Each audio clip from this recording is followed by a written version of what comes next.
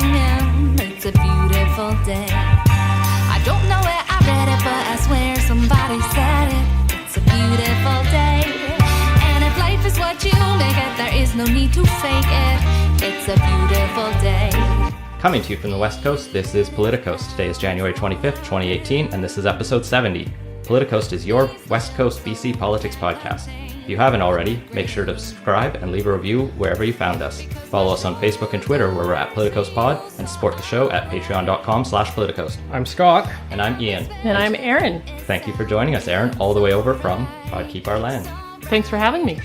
This week's music is Beautiful Day by Jess Vera. You can find her music at jessvera.com/music, and the link will be in our show notes. Happy 2 minutes to midnight, everyone. The Union of Concerned Scientists, I think it is, has adjusted the doomsday clock, and we're now 2 minutes from absolute world annihilation. Actually, this is the closest we've been since 1960, and the closest to midnight we've ever been at. Yeah, and that actually brings up an interesting point on this, is that during the Cuban Missile Crisis, the time on the clock was actually at 7 minutes to midnight, which makes you kind of wonder how good a metric it really is if we're 5 minutes closer outside of the Cuban Missile Crisis. Maybe they trusted Kennedy more than they trust Trump. That seems reasonable to me. And do they do science to figure out how close you are? It's a panel discussion, I think. They have a few scientists who sort of do a discussion. I don't know exactly how it works, but it's a curious thing. It was a very noteworthy thing during the height of the Cold War, and it kind of went away for a while, but with the growing instability between Russia, North Korea, the USA, and global climate change that no one seems to be doing anything about, they're not feeling optimistic. But today we're here to talk about maybe happier things. Well, at least maybe not. Maybe we're just going to talk about the BC Liberal leadership race, how #MeToo has basically hit Canadian politics in the last 48 hours. And we'll close off with our usual quick takes and the best of BC Poly. But first, we have to thank our premier sponsors, Lindsay Teds and Blake Hodson, for helping make this show possible. Let's kick it off with segment 1, more enterprise than an episode of Star Trek. Scott, you watched the BC Liberal leadership race this week? Yes, I did. And I did too. That was painful. It was an interesting debate, and as the title alludes to, they really like to talk about how they're the Free Enterprise Party. About 2/3 of the way through the debate, I actually started jokingly suggesting a drinking game of every time they mention the word enterprise, take a shot. And if I'd actually been playing, I'd probably still be hungover now. It is what unites their coalition, and they had a few questions about how will you keep the left wing and the right wing of this party together, the left wing being the centrist wing or the federal liberal wing. Diane Watts tried to make her best, but seemed to suffer a lot in this debate. Like, I'd never actually watched any of these people present. I'd only read the stuff, and man, I did not like any of them. And not just from a partisan point of view, but each of them felt really nasty in this debate. They're going at, maybe I'm just used to NDP leadership debates where everyone's... It's violent agreement. Yeah, everyone's just trying to get along and talk about all the things they love. Here you have what felt like really personal attacks. So there was exchanges, I think, between DeYoung and Watts where it gets into this back and forth section, and Keith Baldry, who was moderating, kind of just let them scream over each other for a while until the clock ran out on that segment. Then he went, please don't talk over each other because then no one can hear. And it was also the kind of debate where they let clapping happen. And I hadn't watched one of those in a while, like the US debates and the federal leadership debate. And I think even the NDP federal leadership debates were all, everyone be quiet. And it feels kind of eerie and creepy, like no one's there. But I think I prefer that to the hoot and hollering of the BC Liberal crowd. No offense to the audience in there. Did any of the applause give you a sense of who was getting the most sort of emotional reaction or rallying around? I could tell there was a very divided sense on Diane Watts. She had some supporters, but it felt very like... She's quite polarizing. A lot of first choice supporters and probably very few second or third. There was some cheers for Wilkinson and for Stone, though. Yeah. Sullivan was there. He threw out some of his ideas, but I think he mostly got ignored, and that's kind of where he's been at this point in the race. Did you think anyone won the debate, as it were? I don't think anyone won the debate. Probably who came off looking the worst was Stone and Watts. I actually liked Stone in this debate. Out of the selection there was, I thought he made some reasonable ability. Like, he didn't present a lot of ideas, but he did have a section in there, and maybe it's just because I'm a lefty, where he started talking about we need to be a party that welcomes people and that supports LGBT rights. And yeah, those were definitely his strongest points, but he got nailed pretty hard on the transit file and a few other ones he was responsible for, and really had no good answer on how, well, those giant screw-ups from the last government weren't his fault. His answers were better than Watt's when she was asked, like, well, under your mayorship in Surrey, crime just skyrocketed, but you didn't do anything about what would you do on crime as premier? And she just kind of went, well, crime is bad. Yeah, something you can make a broader point about crime statistics generally falling despite the right-wing narratives of crime gone wild and that, but she didn't come prepared for any of that. And so I felt bad for her, but also wasn't really impressed by anything she did get across in the end. And yeah, similarly, she didn't have a great answer to Dion's question on how do you fix a $2 billion hole in the budget if you stop having crown corporations send their profits to general revenue. So there was lots of those kind of snipes. There was also a lot of snipes directed at Wilkinson and DeYoung for their recent announcement that they have signed a agreement to tell each other's supporters to put the other guy as number 2 on their ballot, which is great. And that's how you used to do it in delegated conventions where your delegates literally joined the other team. But now that you're in this one member, one vote effectively situation, no one has to do that. Yeah, it's really hard to get out a second or third choice vote on these ranked ballots. And we saw that even right away when, right after Wilkinson announced this, his co-chair, Bill Bennett, a former MLA and former cabinet member, actually sent out his own email going, I'd never vote for DeYoung. It's not my way to support someone I don't trust, and I don't trust Mike DeYoung. And then he went on, I guess, in his email to pull apart how DeYoung left this giant surplus but didn't actually put it to anything, and that's what let the NDP win, so why would we vote for DeYoung? DeYoung was also the most like stereotypical small town kind of bombastic politician from that you would see from movies at times in this, and that really turned me off. It was an interesting debate, and one that was much more fierce than I expected. But to your point about the request to have supporters choose the other guy as their second, political endorsements do make a difference. And don't you think that this will help them in the long run? It might make some difference. Like it's not irrelevant, but it's hard to ensure the follow through happens on those recommendations. Sure. Yeah. Like Christy Clark won without any caucus endorsements, and so sometimes you can get, or maybe one, but you can sometimes get through on that like outsider momentum. And actually, during the Conservative race, Andrew Scheer was bleeding endorsements. A bunch of people unendorsed him and went with Aaron O'Toole instead, which didn't end up helping. But I think what this does do, because it looks like a race where no one's going to win on the first ballot. No one's as popular as Jagmeet Singh, for example. So it'll be more like the Conservative leadership race at the federal level, where we maybe have to wait multiple rounds, maybe all of the rounds, to see who wins. I don't know if it'll go that far, but in that probably case, third or fourth round is my guess. Yeah, in that case, you do want to try to signal to your supporters, like, here's who I think I'm closest to. Because everyone's trying to already do that in their mind. They're trying to figure out, how am I going to rank all these people? And if they're literally telling you, it makes that much easier. And you don't have to do that, but so it will help in a way. And I've seen it reframed as there's the old guard of Stone, Wilkinson, and DeYoung versus the new whippersnappers of like Lee and Watts, and I guess Sullivan, just because he comes with all his own ideas. And which way are you going to go kind of depends on whether you think the Liberal Party just needs to get back to the Campbell-Clark ways or needs to try something different. Well, and that brings us to maybe how we know that no one will probably win on the first ballot. And we've mentioned this before with the other leadership races, that polling leaderships is really difficult because we don't, in this country, publicly release who's a member of what party. That's probably a good thing. But Main Street tried to figure out a list of BC Liberal members, and they based this on donors who'd given to the federal Liberals or federal Conservatives and phoned them up and said, are you a member of the BC Liberals and will you be voting in this race? Which is, I guess, the best you can do.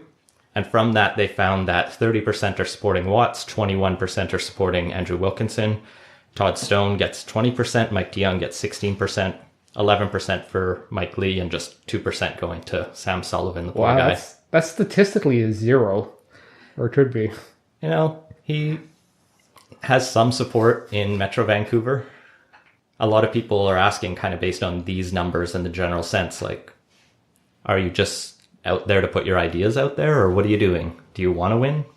Those numbers for DeYoung are surprising because he has held so many prominent cabinet minister posts and been deputy premier, and he has good name recognition and a lot of support from within and outside the party. So it's surprising to see him coming in after newer MLAs like Wilkinson and people who have been mayor and have like local name recognition, but not necessarily provincial name recognition like Diane Watts. Yeah, I know Watts has a ton of profile in Surrey, and even a bit more beyond that because Surrey's a big city and she was a federal MP. So I'm not too surprised to see her high on the list just from name recognition. Leadership races are something people don't really follow outside the nerds in this room, right? Wilkinson similarly has also had a bunch of higher profile positions. I think maybe DeYoung was just too controversial, or people sort of polarized on him. So there are the people who really like him, but then there's a lot who maybe think it's time to go a different direction. Yeah, I think that fact that he's very much the old guard is working against him on this one. When you break down these numbers too, you see that Todd Stone is really strong in the interior. Well, he's the only one from the interior. Yeah. Like in the rest of BC, which is not Metro Van or the island, Diane Watts falls to 4th place, and Stone and Wilkinson and DeYoung move up a step each. But meanwhile, in Greater Vancouver, Todd Stone falls to 5th place, and so he's not got the same core strength in the riding-rich Metro Vancouver area. Yeah, and I think his somewhat bundling of the transit file has hurt him a lot on this front. The region just does not like him too much. And the way the race is structured with the similar format to the federal Conservatives, where you need to get 100 or there's 100 points in every riding, means you need to have that regional, that cross-province support. You need to be strong in the island, you need to be strong in Metro Van, you need to be strong in the interior, or at least 2 of the 3. I think Wilkinson probably is going to be the best on that one, where he can appeal to a wider range of areas rather than being regionally concentrated. Yeah, and that was one of the criticisms they were trying to go after Wilkinson in the debate was, what's your connection to the interior? And he points out how he grew up in Kamloops, and they tried to make fun of him, like, being a kid in Kamloops doesn't mean you know BC. The other thing that came up earlier and that we discussed is that Michael Lee was reporting that he had signed up the most members. And so to see him only at 11% might actually be under what his actual support is if he can churn out those new members. And those new members might be people who never donated to the federal political parties because BC's politics is different and weird. So trying to find those people can be difficult. That said, there was a report in the Vancouver Sun, Vaughn Palmer got the leak from someone about where these members are, and it turns out more than half of the new members, which is about 13,000 of the 24,000 approved to date, came from 13 ridings, most of them being in Surrey and Metro Vancouver. So it looks like a lot of those new signups are Diane Watts' team signing up everyone she knows in Surrey, Michael Lee signing up everyone he knows in Vancouver and Delta. Andrew Wilkinson probably doing the same thing. Exactly. And that's great, but that makes a very competitive race in all of those ridings. But if you can sign up more people in Peace North and some of that area, you can get points maybe easier than competing for the same small pie in Surrey. Going for ridings with small membership numbers is a tried and true strategy in these sorts of races. I don't know which are the biggest and smallest ridings. I imagine a lot of the interior ridings are very member heavy. Maybe the island is where someone should have been spending their time. Let's close off this section just by maybe making some predictions. The leadership vote is next weekend on February 3rd. Who do we think's taking that first ballot? Do we think Main Street's right? Main Street had a huge miss at the end of last year on the Calgary municipal election. And this is a similarly, or maybe even more hard thing to survey. But can Watts take that first ballot win? No, she's not going to get the first ballot win. I'm guessing first, definitely top 3 on the first ballot, but that's probably going to fall as those second and third place choices come in. If I had to put money down on this, I think Wilkinson on the third or fourth ballot is going to be how it ends up. I think Wilkinson and Stone are the safest bets, depending where the other votes flow. Lee's votes might go more towards Stone than Wilkinson, but it's hard to say because, again, like you're saying, Stone's not a popular person in Metro Vancouver, but Wilkinson's not really a known force outside Metro Van. Sorry, Sam Sullivan's going to fall off that first ballot. He's going to be first ballot elimination for sure. You almost feel bad for the guy, right? Like there are a lot of ideas of his that I like. He's got some good ideas around urban infrastructure and stuff like that, but at some point you just go, maybe you should have called in the towel, Sam, and thrown your support to someone. But maybe the incentives have just changed in leadership races and people stick around longer than they should. Well, he's been raising a lot of interesting out-of-the-box ideas, right? And maybe this is just an opportunity for him to do that. This is more of a issue-raising exercise than a real attempt to become leader. It's like when the Animal Rights Party runs for federal office. Sure, they just get on the stage. Single issue thing. Moving into our second segment, #MeToo comes to Canadian politics. It's been a interesting couple days as earlier this week, Nova Scotia Progressive Conservative leader Jamie Bailey announced that he was stepping down as leader following allegations of, quote, inappropriate behavior, and the party had undergone an investigation and ruled them valid enough that he needed to move aside. Then yesterday, there was news breaking in the evening of allegations, and this broke in CTV, against Ontario Progressive Conservative leader Patrick Brown, both involving someone who was a minor at the time or in high school and another woman forced to do things with him. He initially denied them in what many described as a very weird press conference and hastily thrown together.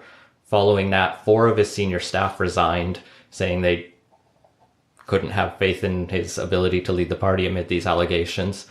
And I guess the caucus started calling him, and within a couple hours of that first press conference, he announced that he was resigning as leader. And then today, Kent Hare, federal Liberal MP in Calgary, who we've discussed before, allegations against him came out on social media, mainly people saying how they're generally warned, women especially are warned about him when they start working in or around him, like don't get in an elevator alone with him, or he'll say crude things all the time. Trudeau being in Davos, Switzerland, in the middle of a World Economic Forum, I think it is, couldn't respond as quickly, but did do I stand with women, time's up, #MeToo, all of that stuff, as he would do. And I'll get back to you on Kent Hare as soon as I have a chance to talk to him. But before I leave Davos, and so all the reporters were chasing him around, and it was an hour before his flight. They're like, you're gonna say something about him? Yeah, there's practically a countdown clock going on Twitter onto when his flight was gonna leave. So he finally did get to the press and announced that he'd spoken to Kent Hare and Kent would be resigning from cabinet. It's not clear if he's sticking around in caucus, and I think Trudeau is somewhere over the Atlantic right now, so we won't find out until he lands. As in, when you're listening to this, maybe Kent Hare is not a Liberal MP anymore. Maybe he's just in the backbench. And it sounds like his cabinet position is still his, pending the results of the investigation, right? Yeah, so he was Minister of Sport and Disability, and that's been tacked onto Christy Duncan's portfolio, who's also covering Ministry of Science. Right. So she's got to do double duty, which seems like something you would do until you either do a new cabinet shuffle or bring him back in. It's not clear. And then there was some news about the other Calgary MP, Darshan Kang, for the Liberals, and some women who accused him of groping her. This was a follow-up to the previous allegations where the National Post followed up on it, and turns out, despite the promised investigation, no one from the Liberal Party's actually talked to her since the allegations came forward, which has raised a few questions on just how thorough those investigations are. Well, the thing Trudeau mentioned in his statement around Kentair is like one of the first things he did when they became government is implemented a policy of responding quickly to allegations, which sounds like a good step. But if they're not talking to the people making them, it seems hollow. Yeah, interesting. So are Trudeau's investigation procedures run through the PMO, or is it going to be more of a thing that's run through the legislature itself? I think this is an internal Liberal Party procedure. Okay. Yeah. So it raises the question of just how prevalent is this? Because these are pretty high profile people. There was this survey that came out from the Canadian Press earlier in January. It was mainly an informal survey of MPs, of female MPs, asking them had they experienced sexual harassment or other things, and many reported different levels, from just online stuff to comments from other MPs to sexual assault, sometimes from other MPs or from people outside politics. How do we fix this? How prevalent is this? Well, first of all, we should acknowledge and recognize the women who came forward with these allegations and just say how courageous and difficult that is and how important it is to actually shed light on this problem, and so that we can get a sense of how extensive it is and start to address it. And it's so important because it also gives courage to other women to come forward. And we know that when it comes to sexual harassment, misconduct, and assault, most of those cases never go reported. And so respect to those women for coming forward with those allegations. Yeah, there's this expectation, I think, or that has been there, and I think hopefully is breaking down, that every one of these allegations has to be tried and tested in court, or else it's not real, or it didn't happen, or we can't be sure about it. Like, I think Jagmeet Singh made some good comments following some of these allegations against Patrick Brown, of that presumption of innocence is something that exists in court. Outside court, we have different standards. Like, that presumption of innocence and the exact standards we use and talk about in terms of a court trial need to exist for that purpose. And he says that as a defense attorney, or a former defense attorney. But when it comes to public opinion, we need to take different standards. That's not to say we just believe everything we hear. Obviously, the internet's full of lies and garbage, as 2017 taught us. But we did see CTV, for example, break the story about Patrick Brown, did have a set of journalistic standards.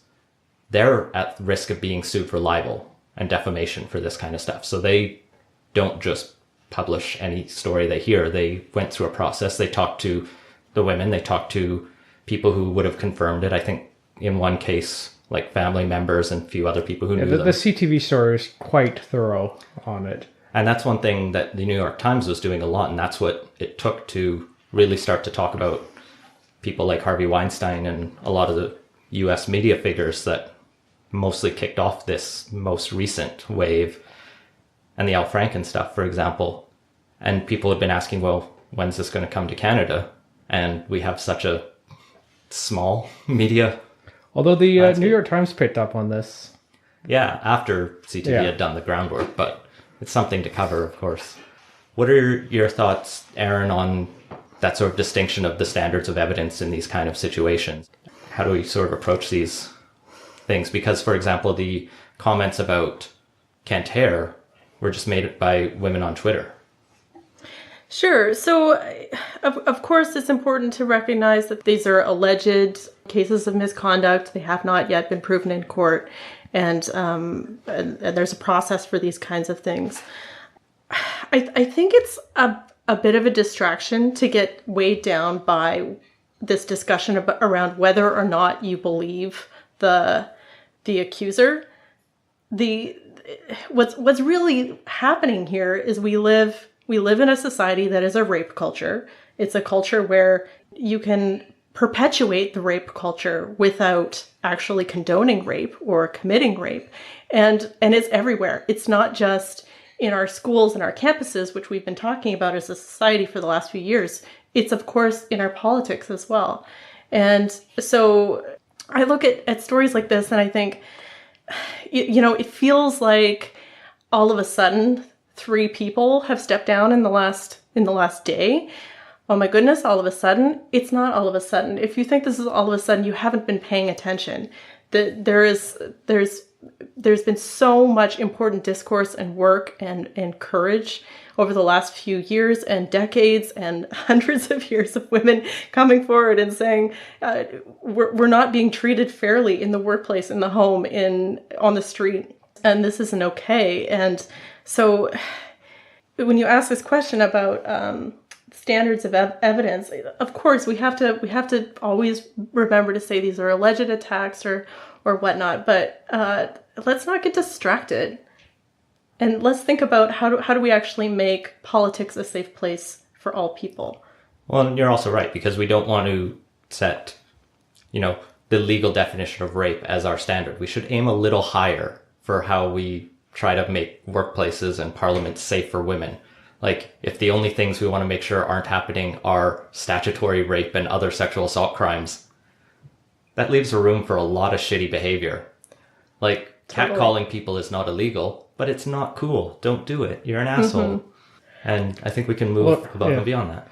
Although it probably violates at least a few workplace laws and regulations. Sure. And and with stuff like the Patrick Brown, I think it's one of those situations where this isn't just like one random person coming forward. There's a clear pattern here that dates back quite a while, and if it was just one random person, that skepticism that some people are expressing might be more warranted than is the case here. But when there's a pattern back to when was at least a federal MP, and there's apparently been a long rumor mill going around this, it seems fairly cut and dry at that point. Well, and the other thing I really actually appreciate about the stories this week, as disappointing as they are and as frustrating as they are to hear about, here's another politician who did all these things, is the reaction around these people. Like, the Progressive Conservative Party in Ontario recognized that this is an issue, that we can't stand with people who are accused of these kind of actions. And the strategists and comms people around him went, no, if you're going to stick around, we don't want to be near you. We've gotten to a point where it's not just, this is just slander against him. They're just this is just the Liberals throwing mud and a distraction before the election. It's, no, we're not going to tolerate this. Within the Conservative Party, where Liberals would make fun of, like, of course it's Conservatives who are losing. Well, there are Liberals who lost this too. Wab Kinew has allegations against him, and he's now leader of the Manitoba NDP. And that's a complicated story that I don't want to get into, but, it's men everywhere. It's all the men, right? Hopefully not, but enough of them that it's a problem. And I think we need to talk more about it. But having the Conservative caucuses recognize this, having Conservative strategists recognize this issue, and taking swift action is, I think, a change that wouldn't have happened 2 or 3 years ago even.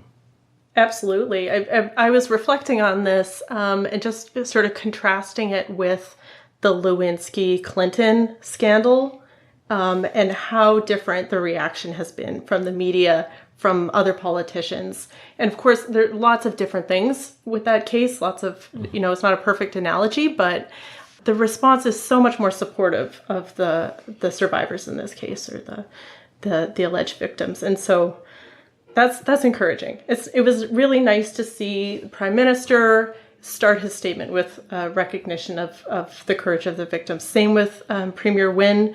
She started her statement just talking about how brave those people were. So, yeah. Well, it's tough for someone like Wynne or Andrea Horwath, who couldn't so easily try and twist and take advantage of this situation, right? Because Patrick Brown was kind of the favorite to win the upcoming Ontario election. And I'm sure in their campaigns, they're in a way schadenfreude, like excited about this, but obviously not, because no one wants this kind of situation. Yeah, he was the clear frontrunner. Brian Boudreau, our past guest who runs the Too Close to Call, the day before this broke, put up his first Ontario prediction model that had the PCs win with a 90% probability. Wow. So this has certainly shaken things up a bit. And we're 5 months out from the election. I mean, the easy joke you were making before this was the Progressive Conservatives Ontario are fantastic at snagging defeat from the jaws of victory. And it'd be trite to throw that line in here, so I'm not. But the PCs are trying to figure out what to do, and they're saying they still have a good chance at winning. And I think Robin Urbeck, who runs the CBC opinion pages, which is a thing for some reason, she was trying to make an argument about how this could be good for the Progressive Conservatives. And I didn't actually read the article. I'm just assuming she went along the lines of, look, they handled it swiftly, and that shows they're actually the progressive Conservatives, and that can sweep up some of that centrist, soft liberal vote that has maybe moved to left, for example. Yeah, and there's been a little skepticism around Brown for a while now, because he definitely had some social conservative roots that disappeared very quickly as soon as he moved over to Ontario politics. And I generally thought the program of getting rid of those elements from the Ontario PCs was a good one, bracing carbon pricing. Like, policy-wise, they'd been moving in the right direction for, well, basically since he became leader. And if they can, well, jettison the baggage and continue on that path, it may be better off for them in the long run. The other thing that's interesting is the two names that have been slated for replacing Patrick Brown, because the caucus now has to parachute in a leader, because there's not really time for them to run a proper leadership contest, are both women. There's Christine Elliott, a current MPP who's running again and past lawyer, and I think you were saying earlier the widow of Jim Flaherty. And Caroline Mulrooney, of the Mulrooney fame, who is running for a seat as an MPP in the upcoming election, but there is something nepotistic about another Mulrooney becoming another political leader. But although it would be fitting with Mulrooney family tradition to basically be thrown into the leader's seat without actually having been elected first. I'm not saying she's not qualified for the job. I don't know her full record, so maybe she is fully qualified. But if we do have either of them go in, this will be an election where you have three women in the three major parties running in the same election. I think the closest we came for that was in Alberta, where you had Alison Redford and Danielle Smith running against each other. Well, there's also the past Ontario election where it was Andrea Horwath, or Kathleen Wynne, and Tim Hudak. So we've gotten to 2 of 3, yeah. But now we can get to 3 of 3. That would be exciting. Well, I get the sense that a lot of the parties are going to be paying close attention to this, because it would be amazing if the Progressive Conservatives managed to win this election in Ontario. It's pretty unlikely, though. And I think parties from around Canada and from around the world are probably paying close attention to this and starting to recognize that the onus is on them in their party to create a culture of respect and consent. If they want to win elections, you can no longer get away with protecting people like this in your party. At least in Canada. Yeah. I would hope they do it anyway, just because it's the right thing to do. Well, yeah. It is the right thing to do. I don't think any of us knows enough about Nova Scotia politics to talk at all about the... They have politics? That's about the extent of my knowledge. We were saying before the show, I had heard the name Jamie Bailey before tonight and we started talking about it, but beyond that, yeah, I don't think we can say anything, but it is part of this situation. I had read that he was planning to resign, so I guess the allegations against him sped that process up rather than take the slow way out of waiting for someone else to be found. And again, probably the smart decision. So we talked a little bit about this on Pod Keep Our Land in our latest episode, and I think the episode before. Great podcast. Everyone should download and listen to it. Yes, please do listen to Pod Keep Our Land. It's a show about Canadian politics, parliaments, politicians, and policy. We talk a lot about feminist issues on that show, and it comes up a lot, and it's a big part of Canadian politics, and it's nice to see a lot more attention being paid to that. You know, women still only make up 26% of our MPs in Ottawa, and it's 2018. We can do better than this. And there's a lot of reasons for that, but the intimidation, the harassment, the misconduct, that's certainly a piece of it. And it's not just for the politicians themselves. It's for all the women who want to be part of politics, be part of the political machine as aides or reporters or staffers or what have you, and who are made to feel uncomfortable in one way or another. And so the more that we can do to shed light on this problem, take action, put in policies and procedures to prevent it from happening, I think the better for our democracy, because lots of different kinds of voices will actually get a chance to be heard. In today's Globe and Mail, A.H. Room, I hope I pronounced that somewhat right, had an article about whisper networks and these situations where women have private conversations where they warn each other about the people to look out for, like these women were told about Kent Hare and about other people. And this is how these warnings get circulated, because you can't often make them publicly because they would be considered defamatory unless you could prove them in a court of law. And so you have to have these secret networks, and it's something I don't have to deal with in any of the work I do. I don't have to find out who's trustworthy and who's not. I mean, I've run into situations where there are bullies I've had to work with, but they become pretty obvious pretty quick, and everyone kind of figures that out. But I don't have to worry about someone taking advantage of me. I can have a drink at a political fundraiser and not worry. I can have multiple drinks, probably too many. I don't have to worry about how I'm getting home that night, and all these kind of things, where if you're a woman in politics, I imagine it's much different. I think a lot of it is the fear of retaliation, that if somebody is making unwanted advances and you're not nice to them, you could experience some form of retaliation. And if you're trying to advance your career in politics, that can end your career. Any kind of retaliation, especially if the person has more power than you, or more influence, or more contacts, or what have you. So it's a place where you don't have the same kind of benefits that you would have in a regular workplace. You don't have, an HR advisor and some process that you can go through. So it's nice to see that they're starting to bring in some things like that into Canadian politics, but there's a lot of work to do still. Yeah, I think it was actually probably a positive sign that in the case of Bailey, there was actually a process that had happened and a thorough investigation and everything where, they at least in Nova Scotia, they clearly have a rule in place in their provincial assembly on this. But I was reading that 11 of the various provincial and territorial assemblies do not have such rules in place or procedures, which... There's only 13. Yes, which is a very disappointingly high number.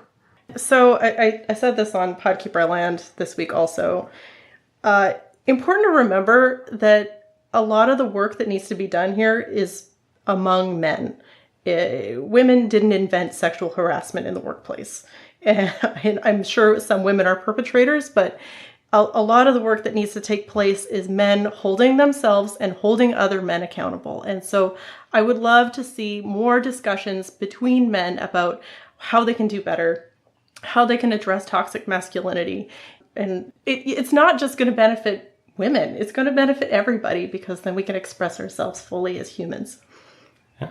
Well, and I want to thank you for coming on and sharing with us and being a part of this conversation, because I do agree those conversations between men do need to happen. I also am aware there are so many conversations between men just in general. Like, our podcast is almost always just the two of us guys, and then we'll bring another guy on sometimes. So your perspective is valued, and thank you. Thanks for joining us. Yeah, thanks for having me. Really appreciate it. I love your show, and keep it up. Moving on to our Twit Takes. The Vision team's getting a lot smaller all of a sudden, with yet another councillor deciding he's not going to run this time. Kerry Jane announced this past week that he will be stepping down at the end of his term and not seeking re-election. And I believe this makes him the 5th Vision councillor to make such an announcement. Well, it's easier to count the ones who are maybe still sticking around, because we don't actually have any confirmation that anyone's going to be running. Just 2 of them haven't yet committed to not run yet. So Raymond Louie and Heather Deal are still on the maybe running again list. Kerry Jang's quote was, "I always knew this would be my last term. In fact, I told Gregor when I ran last time." So maybe he was always going to resign. He is one of the more senior counselors for Vision Vancouver. He looks like he's going back to his role as a psychiatry professor at UBC, which is a pretty cushy role to go back into, and I wouldn't blame him for that. And this is my favorite part. It says he's also going to work on a book about one of his hobbies, which is building radio-controlled models of Navy warships. Oh, yeah, no, that does not surprise me at all. If you actually watch some of the council meetings, he has a tendency to try and use what are very awkward naval metaphors in many cases. I guess there'll be fewer flotilla puns in the Vancouver Council going forward. Yeah, so this opens up even more the question of just what is Vision's future in the city. They announced a few kind of, hey, people who kind of like us should maybe come out to these events and chat about the future of Vision. And hey, if any of you want to run for council, like, we're kind of desperate here. Please come out. Although he seemed to suggest he was making space for all of the fantastic candidates that are coming forward, but I think that was more spin. It might be pretty thin. Well, in less fun local news, one of my favorite places on Commercial Drive, I've only been there a couple times, but it's Fett's Whiskey Bar, because they have a whiskey Bible. And so they have like 1,000 unmarked bottles of whiskey that come from distilleries all over Scotland, and you just pick the flavor you want and you get this great sample of whiskey. They're usually pretty expensive, but they're good. So they have a lot of really rare whiskeys. Unfortunately, the BC Liquor Distribution Branch figured this isn't something they should be importing because they didn't buy them directly through them or something. And they did what's been described as prohibition-style raid on the Fett's Whiskey Bar, this upscale restaurant in East Van, as well as a few other places. And they seized like 300 bottles of what they self-describe as cast-strength, single-barrel, amazing whiskey. And I think we should all be offended and start a riot. Yeah, I was actually in there on Monday, and there was a whole bunch of empty shelves where there used to be just rows and rows of bottles. So the law itself is that to sell liquor in the province, you have to buy it through BC Liquor Distribution Branch, essentially through the liquor stores. And they only stock what they can sell at the liquor stores, essentially. And rare whiskeys are not on that list, so the owner, I guess, has to find other ways to get them in, which she says were legal. But I guess the agents of the Minister of the Attorney General's office disagreed. And maybe they just really wanted to have a good party with some really good whiskey. And the government was like, hey, you know how we can get that free? Let's just take it. But yeah, I'm disappointed. Yeah, this is just one of those examples of the horribly outdated BC liquor laws here. And something that we, maybe should be looking to modernize so that agents of the state don't raid a restaurant for trying to sell a legal beverage. Moving on to the upcoming provincial referendum on proportional representation, friend of the podcast David Mostrop and a bunch of his colleagues have launched the Yes campaign for the proportional representation. Hilariously enough, they have formed the Yes BC Proportional Representation Society, and I think it was when Mostrop was on this pod that he made fun of Bill Thielman et al. For creating the No BC Proportional Representation Society, because he used the word society in there. Or maybe it was just before the pod, but I'm going to point out that, David, you just did the same thing. Now, the BC government does require you to put the word society in any society you create. Joining David Mostrop are former NDP Member of Parliament from Nanaimo, Jean Crowder, Caitlin McCutcheon, who's the chair of the Alliance of BC Students, Bruce Halsor, who's a past Conservative Party of Canada co-chair for the BC campaign, and that was in 2006. They also have a former BC Green Party candidate from the Interior, and Paul Somerville, who's been a federal Liberal candidate, and I think is pretty active on Twitter as well. So they have this mix of academics and politicians and people in business to try to say, hey, we should vote yes to whatever question eventually gets asked, which we still don't know yet because the government is still consulting on it. But they did need to get something going because there is a no campaign already formed. So you need to start organizing. So when it's not a writ, but whatever, the referendum is dropped, the referendum question is dropped, you're off and running. So if you are interested in this, and my full disclosure is I am, and I've already signed up, you can go to yesprbc.ca and get more information. Well, we have yet another news story about someone decided not to run, but this time federally, as Kellie Leitch, one of our least favorite candidates for the Conservative Party nomination, announced she will not be seeking another term, and this was after she faced a fairly stiff nomination challenge, and she decided to throw in the towel. So I don't think Leitch got a position under Scheer's shadow cabinet, or maybe she got a minor role after he became leader.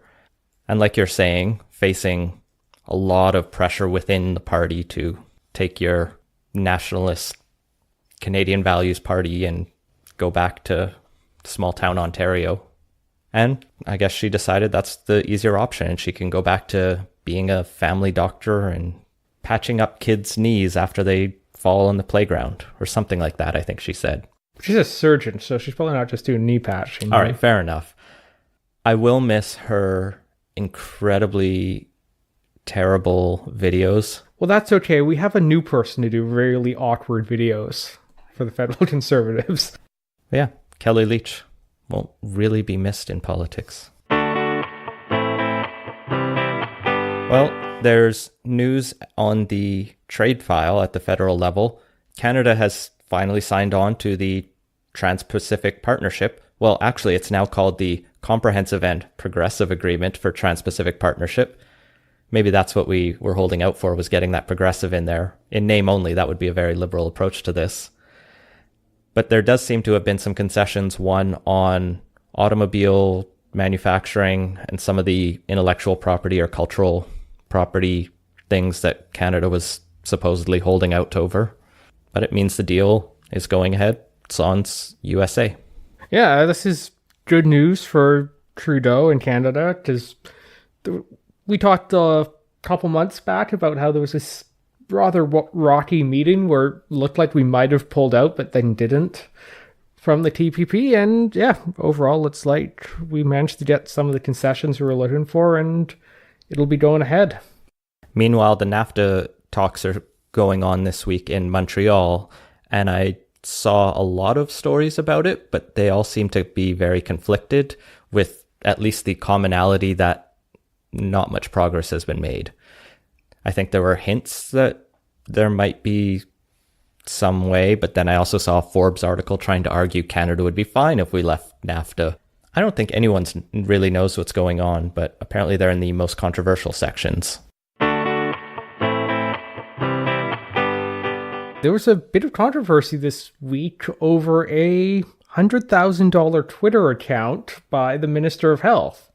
So in what started under Jane Philpott and now belongs to Mr. Peppertis Taylor, the ministry staff for the health minister is spending a whole lot of time on social media trying to run the Twitter account for the minister. It's estimated that it's costing the government $100,000 a year. So CBC News did this FOI request, and where they came up with this number is a little curious.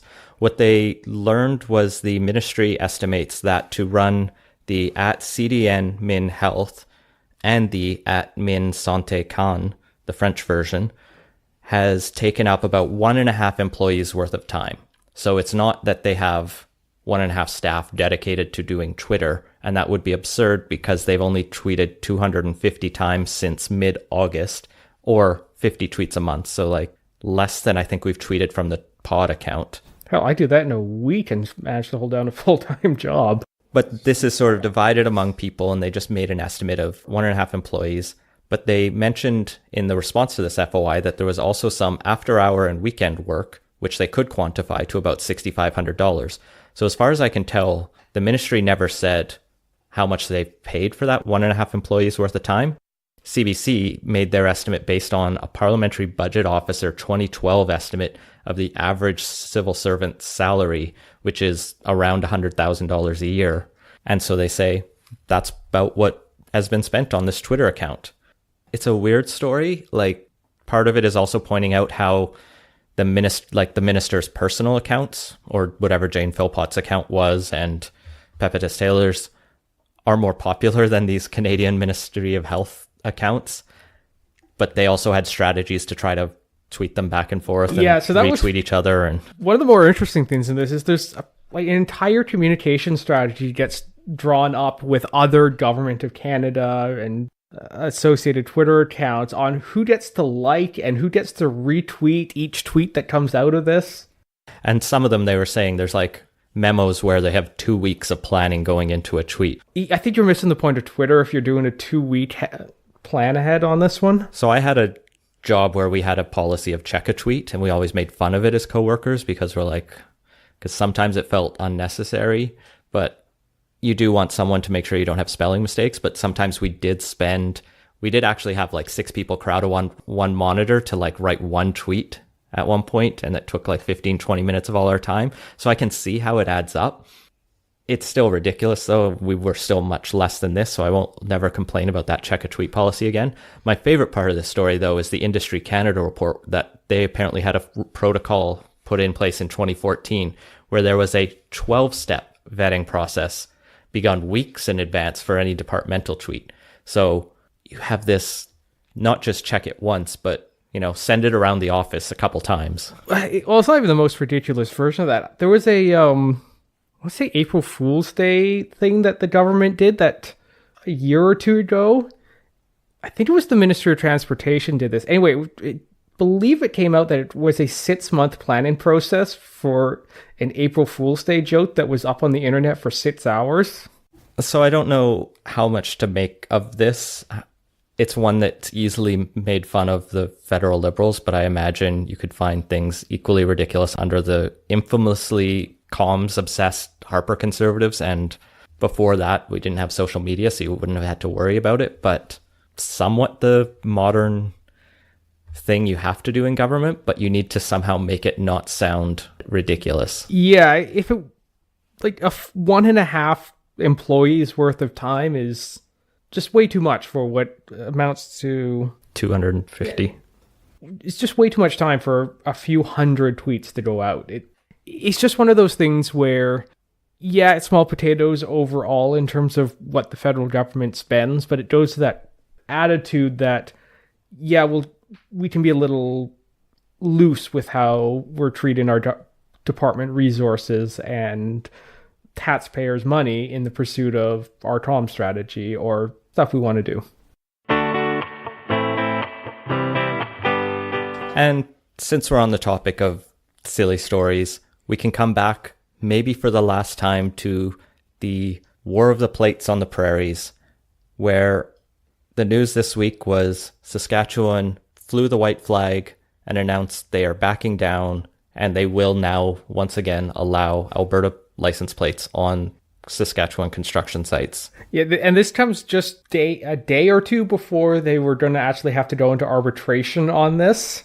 Which would have been an absurd waste of taxpayer money on a battle. It also comes as one of Brad Wall's last acts because he is being replaced this weekend by someone neither of us know anything about because we haven't been following that race. You don't come to Politicos for Sask Poly news. But the War of the Plates is over. Yes. And before we jump into our Best of BC Poly, I want to give an honorable mention to one of the best things that came out of this past week was Tristan Hopper in the National Post wrote a great long-form article on what an actual war between Alberta and Saskatchewan would be like. Spoiler alert, Alberta has a lot more guns and tanks and stuff. I will throw the link in the show notes. And it's well worth a read. Too much on it, but I think the one caveat in there, or the wild cards, are the ammo depots are more in Saskatchewan. So you can have a tank, but if you don't have any bullets, it's not as helpful. And I think there's also apparently a British military base in Saskatchewan. Actually, no, that is in Alberta. So the British Army actually does all of its armor training in Alberta because, well, there's a lot of Alberta and not much UK to drive a bunch of tanks around. And yeah, it's the largest British Army presence outside of the UK is right in Saskatchewan. And that was kind of thrown in as the wild card. We just have this foreign army hanging out. Saskatchewan doesn't have the people. It doesn't have the terrain. It doesn't have the population density for even a good guerrilla war. Like, the only thing really going for Saskatchewan is it's so big it would take a while to conquer all that land. But this is the kind of stuff I like to see. In terms of use of columnist space. You don't want to see leopards rolling down the street of Saskatoon. No, I just mean I like reading articles like this because they're a good distraction from the actual news that is often very depressing. For this is British Columbia. But with that, let's move into the best of hashtag BC Poly for this last week. And first, shout outs to Devin Rowcliffe and @RealLucasA again for sending in some nominations. They both highlighted a few tweets from the BC Liberal leadership race. They actually both, Devin from Shane Woodford @WoodfordCHNL, who's the host of the Inside BC Poly podcast, who had tweeted, as hashtag BCLib18 candidates rail against Prop Rep, worth reminding people the vote to decide at BC Liberal's new leader is a ... ranked ballot. And also was friend of the podcast, Patrick Meehan, who tweeted, on my lunch break, followed multiple journos live tweeting the hashtag Mayor's Council meeting today. Just the thing I do like any normal person. Follow Pat @PatMeister on Twitter. And you can also hear him on Podkeeper Land. Make sure to nominate more tweets for next week's show using the hashtag Best of BC Poly, or send them in a DM to us or whatever else you can. Mail them to us. If you can find our home address, please don't. And we'll feature them on next week's show. And that has been Politos. Find links to the stories we mentioned in the show notes at politos.ca. Make sure to subscribe wherever you listen to podcasts and follow us on Facebook and Twitter @PolitosPod. Support the show and get early access to our interviews at patreon.com/Politos. And if you have ideas for the show, feel free to send them to us. Thanks for listening.